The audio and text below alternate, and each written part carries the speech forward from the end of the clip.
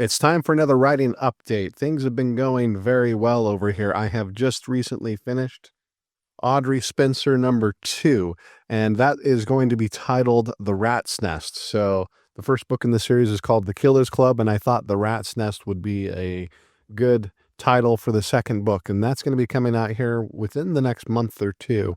I currently am doing beta reading on that, and after that's done, it's going to go to copy editing. So more to come on that very soon. Also, Jason Maxfield #4, and I can't remember if I've announced the title for this yet or not. It is titled Hardline. Hardline is going to be coming out here very soon. It's done, pretty much almost done with the copy editing process, and so I will be getting that released here shortly, sometime probably in November. So stay tuned for that. Work is going great on Mitch Turner #7. I'm really pleased with the storyline and how it's coming along, and that will be coming down the pipe as well. And if that wasn't enough for writing updates, I also can announce that the second option audiobook will soon be out, and I have also contracted with Eric to begin work on Only the Guilty. He will also be doing the audiobook version of that as well. So a lot is going on here, lots of fun, exciting things. Hopefully you'll forgive me for not having a recent podcast or writing update recently because I've been so busy with everything I've been working on. But I have a lot of different things coming down the pipe here. So without any further ado, here is the next chapter of The Good Client.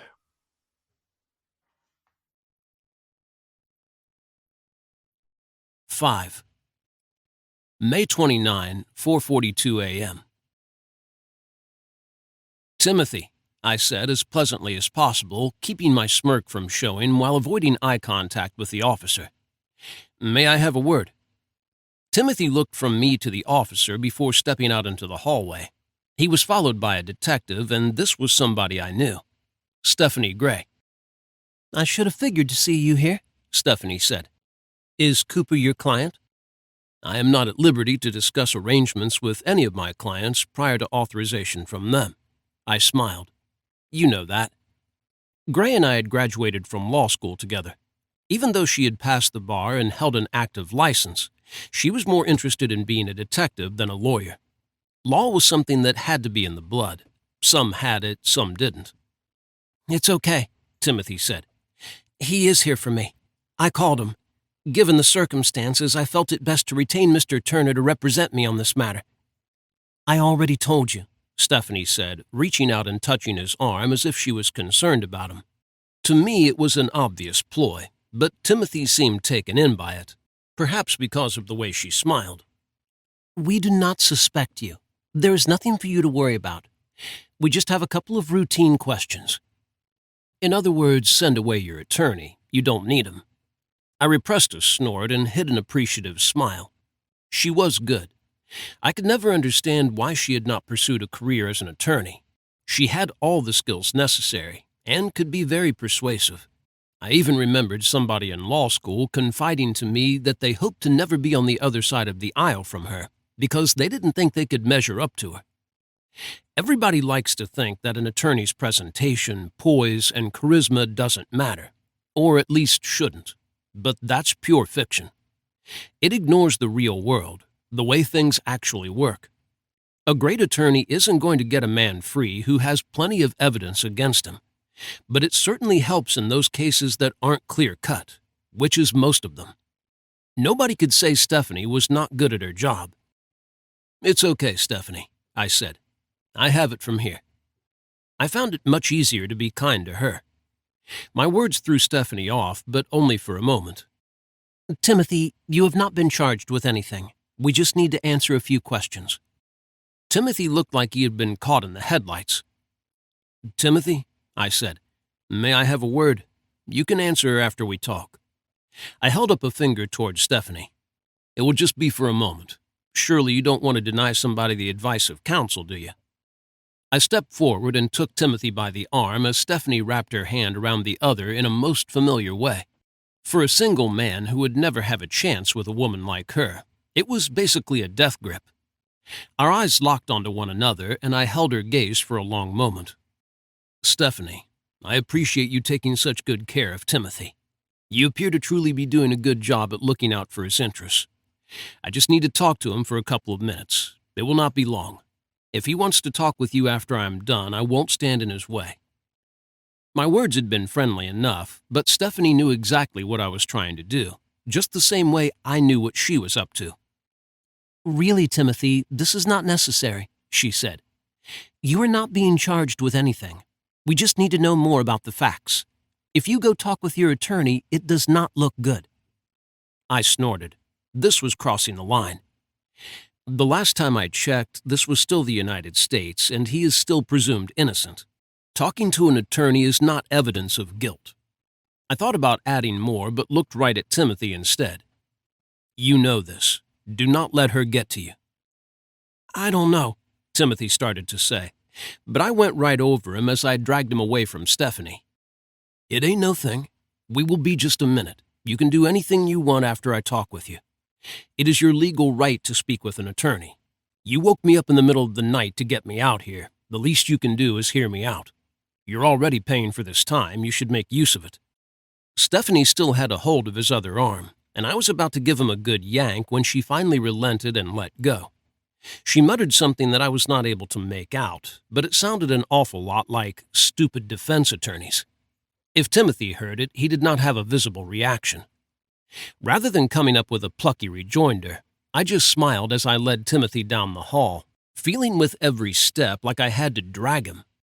Stephanie and I had a history that was not all bad. I figured that deep down she still remembered some of it. At the end of the hall, I turned to make sure there was nobody nearby. When I spotted a camera overhead, I decided to get Timothy off-site for a proper conversation.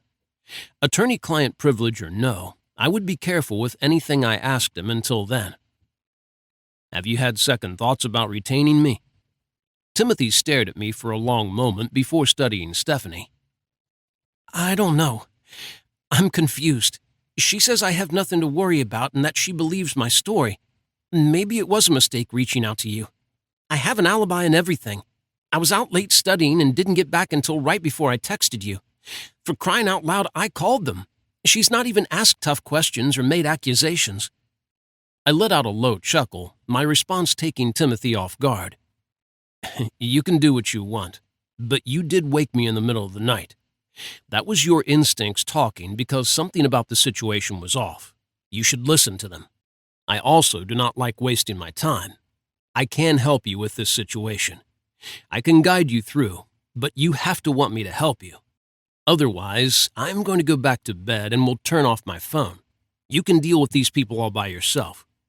Whatever you may be thinking, trust me, kid, you are not prepared to do that. A semester and a half of law school have not prepared you for this." Timothy opened his mouth, but I continued right over the top of them, nodding my head back at Stephanie. "She does not believe anything. She is a professional skeptic. She almost certainly thinks you did this. If she did not, she would not be so nice. She's trying to get you to slip up and say something that she can take out of context and use to arrest you. If you think she is your friend, then go ahead and work with her. But I see nothing here but typical police tactics. There's nothing out of the ordinary about anything they are doing or saying. They're trying to make you feel like this is a special situation, but it is not. This is stuff they say to everybody." I shrugged. "But by all means, this is your call. Just don't forget your attorney advises you against it." Timothy ran his hands through his hair, knocking his glasses askew on his head. After he had righted them on his nose, he looked at me. "Are you sure? It seems like it would just make the situation worse by shutting up." I groaned inwardly, but kept it from showing on my face. He did not even have basic criminal defense attorney instincts. Why did this kid apply for a job with me? More to the point, why did I hire him? I could still be at home sleeping. This was much more difficult because he thought he was smart enough to handle the situation. It would have been a lot easier if he had not said a single word and simply lawyered up. Despite Stephanie's words earlier, reaching out to an attorney was not evidence of guilt. It would never be admitted into a court of law. Perhaps it might make the police look at you a little more. But speaking through an attorney would protect a person better in every circumstance I could think of. And this guy wants to be a defense attorney himself? He wouldn't last 2 months. During my job interview with him, I had been surprised when he said he wanted to practice criminal law. I'd assumed he was just doing this to learn a little bit about something he never intended to practice, kind of like how I had worked for a family law attorney in law school. Timothy had been dead serious. Part of me had hired him to disabuse him of the notion. He was not cut out for this line of work. A transactional attorney, sure, but this, never. The prosecutor's office would not hire him in a million years. I had probably given the man hope, and in any case, the decision to hire him was what had led me here tonight. There are very few cops who search just for the truth. Most of them form a snap judgment and spend the majority of their time trying to prove it. The moment they walked into that apartment and saw you, they made a decision as to whether you were guilty. Now everything they have done since has been to collect evidence to prove their theory. Whatever you have said has already been too much. I'm going to give you a couple moments to think this over, but I'm telling you that you're making the wrong decision if you cut me loose. I walked away without waiting for an answer, leaving him at the end of the hall to mull over his thoughts. I could not believe he was as daft as this, but should not have been surprised. He still believed in the virtue of law enforcement. While I thought some of them were okay, I knew it was human nature to make mistakes and form biases. And regardless of whether they were good or bad people, a subconscious bias played a huge role in the way they handled their investigations. Always. It was human nature to look at a situation, form an impression, and look at everything from that perspective, sometimes even ignoring better evidence that went a different direction. Stephanie was a good detective, probably one of the best, but even she had her own bias. I was positive she thought he did this and was trying to get him to confess, or at least say something that would give her probable cause to arrest him. I turned back to Timothy. Wait for me to come back. We'll talk some more in a moment. Think this through carefully. Put on your lawyer hat, kid. Stephanie had gone back into the apartment, but the surly officer was waiting outside. Is Detective Gray still inside? I would like a moment with her. The cop opened his mouth, but Stephanie stepped out. What do you want, Mitch? Her eyes narrowed when she looked down the hall at Timothy, and I knew my assessment of the situation was dead on. I hoped Timothy would make the right decision. I did not think he was capable of shooting his roommate in the head, but I knew him.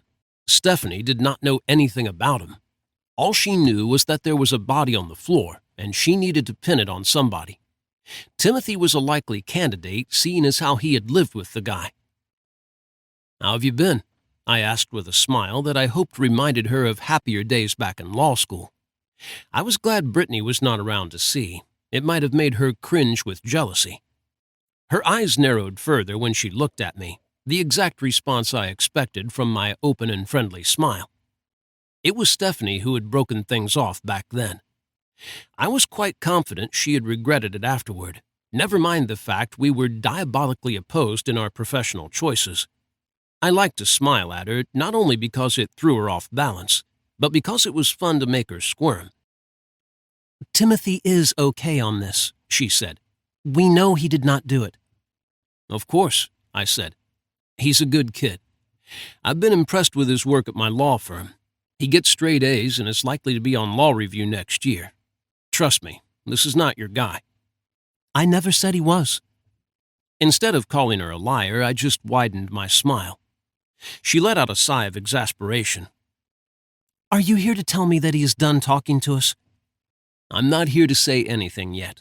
I just want to know what you found inside. You know better than that. I shrugged. Worth a shot. Was it, though?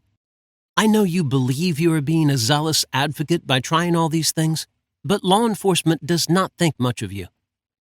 It was just one step away from saying she did not think much of me, but that was not true. I could see it in her eyes. If she felt that way, she would have said so. I run interference to make sure you do your jobs. Of course you guys don't like me.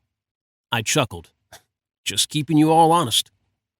It makes me angry whenever a defense attorney talks about honesty, especially in the courtroom.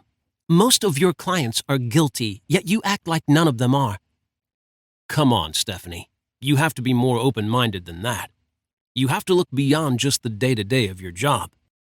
I have a dead boy in there. I have to go tell his parents what I found. I have to recommend a shut casket for the funeral. I have to track down this guy's murderer, while you and others like you are actively trying to run interference. As she spoke, her eyes turned to Timothy and narrowed even further. It is always nice when you can show up with a ready-made explanation. I meant to say that from an empathetic perspective, but she bristled. I am trying to do my job. You seem to take great satisfaction in keeping me from doing what I need to keep the city safe. The city must be kept safe, but not at the expense of the innocent. Never at the expense of the innocent. When was the last time you ever defended somebody who was innocent? They've all been as guilty as Ted Bundy. I smiled and walked away, confident that most of this was about our past relationship and not the present circumstance. She did not have anything on Timothy. If she did, he would already be in handcuffs. Jorgensen. I turned back. I know you never believed me on that one, but you should have. He did not do it. As sure as I stand here, an innocent man did not go to jail that day. Just be glad you do not have it on your conscience. How do you even sleep at night?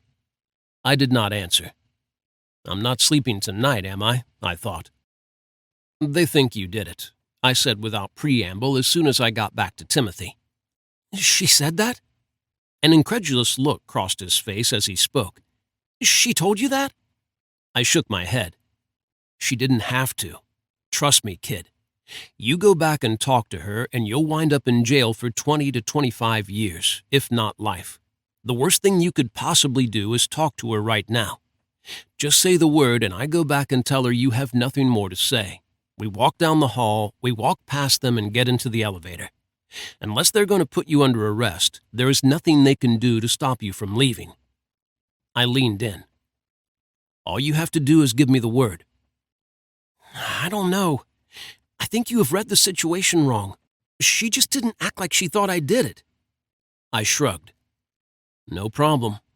Just know this. Once my services on a matter have been refused, I never take the case. If you want me to represent you, now is your time to make this decision. I can find some other good attorneys for you to consider should you decide to go with somebody else. Timothy looked like he was going to faint, and I felt bad for the kid. I did not know what else to do for him, but he was in a bad spot. I don't like this, he said. I don't like this at all. I feel like you are putting pressure on me. I did not regret for one moment what I was doing. Would you rather I say placating words and tell you everything is going to be okay? Or do you want to hear the truth? I can reach out and touch your arm reassuringly in the same way Detective Gray did back there. But the big difference between her and me is that I will be your advocate. She works for the state. Never forget that. Her job is to put people behind bars. I keep them out. She is better than most in that she wants to put only guilty people in the slammer. But she has made mistakes. She's making one right now. She thinks you did this. I jerked a thumb over my shoulder. If you go back there and talk to her, you are only going to solidify that in her mind. Nothing you can say or do right now is going to change that. If you want to talk about pressure, think about what you are getting from her. It is subtle. It is insidious. She has made you believe she thinks you are innocent when nothing could be further from the truth. Everything she has done has been to elicit information from you. Even the innocuous, seemingly unimportant details you have already foolishly given her have been woven into her theory of a case. I guarantee it. I looked Timothy in the eye. I hate to tell you this, but if you go back there, you will go to jail. Probably for a long time, because you're fool enough not to keep your mouth shut. They like the smart ones. It's easy for them to manipulate you because you think you can handle the situation. You might be intelligent enough, but you are out of your depth. You are in way over your head. It's the dumb ones they have to look out for because they're too stubborn to be susceptible to some of their more subtle tactics. Your one shot is to stop talking to them and retain me or somebody else to represent you. I don't care if it is me. It is probably better if it isn't. If you feel like I am putting pressure on you, fine. Go find another attorney you like better. I can tell you one thing. Every criminal defense attorney you are ever going to talk to will tell you to shut up. You're in a bad spot. You cannot talk your way out of this.